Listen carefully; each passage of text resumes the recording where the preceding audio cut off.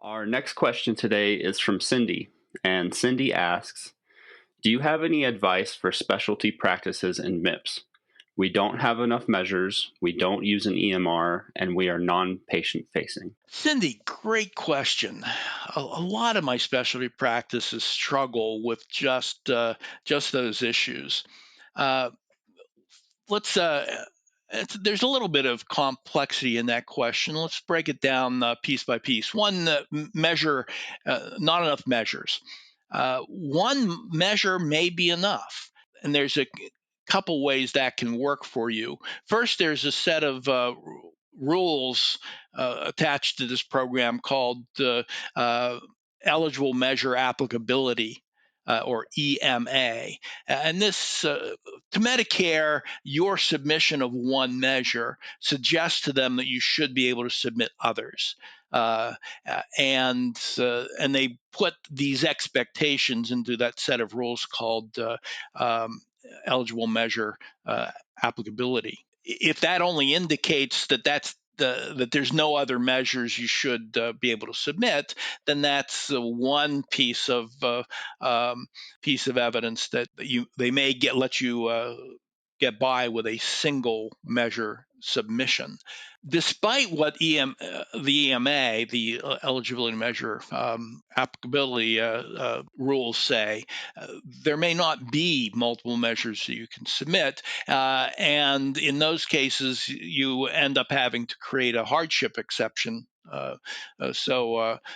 Make application, and applications are typically open early in the year. I think they're open now for hardship applications for 2022. Make an application, explain your case, and Medicare can either waive your need for multiple measures or redistribute your points so you don't have to make a quality submission. The next aspect is not using an EMR.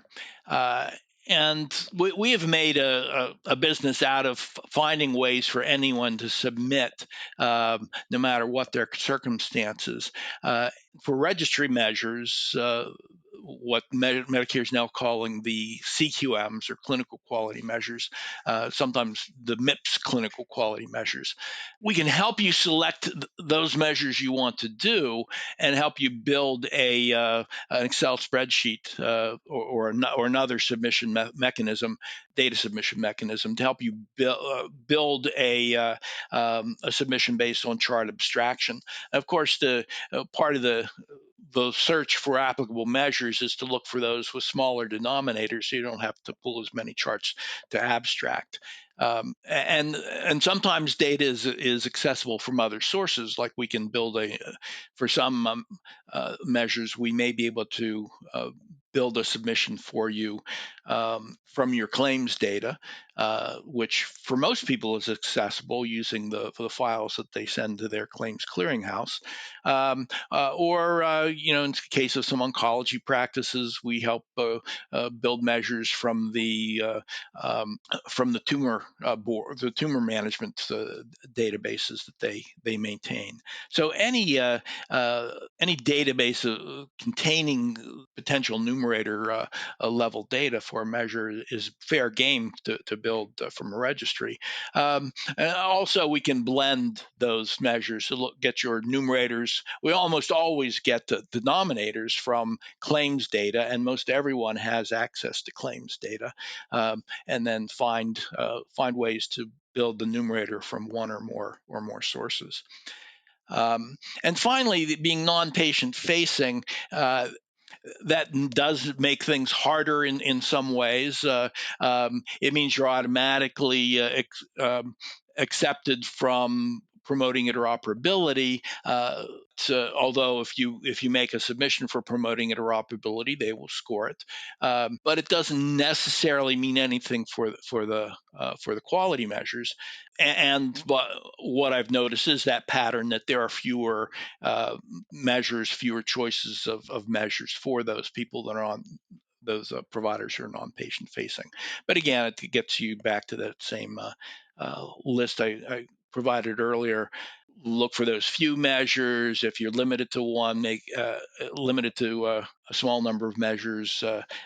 Check to see if you're still uh, scorable based on the EMA criteria, and make an application for exception if you can't. Now, we can be of help, and this may be a great reason, even if you don't expect to make a submission, we can help you build that case for not needing one.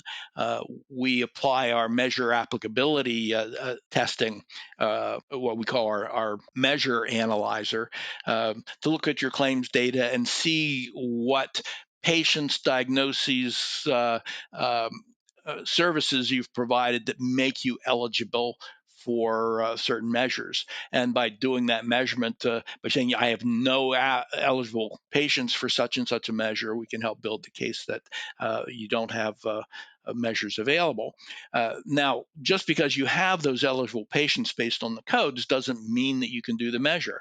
Um, if I'm a if I'm a surgeon, see a patient with diabetes with a visit code, an office visit code applicable to that, and because I consider diabetes in my advice, I diagnose diabetes. That doesn't mean I'm taking care of hemoglobin A1C, although by the specs, it looks like you have eligible patients. So that measure analyzer just as a first pass, then we have to make a logical analysis of, well, what actually do you do, and explain to Medicare why the this count of eligible patients doesn't mean that you have the numerator data to go along with it. So can be complex, but it's not hopeless if you're in the circumstances that Cindy describes.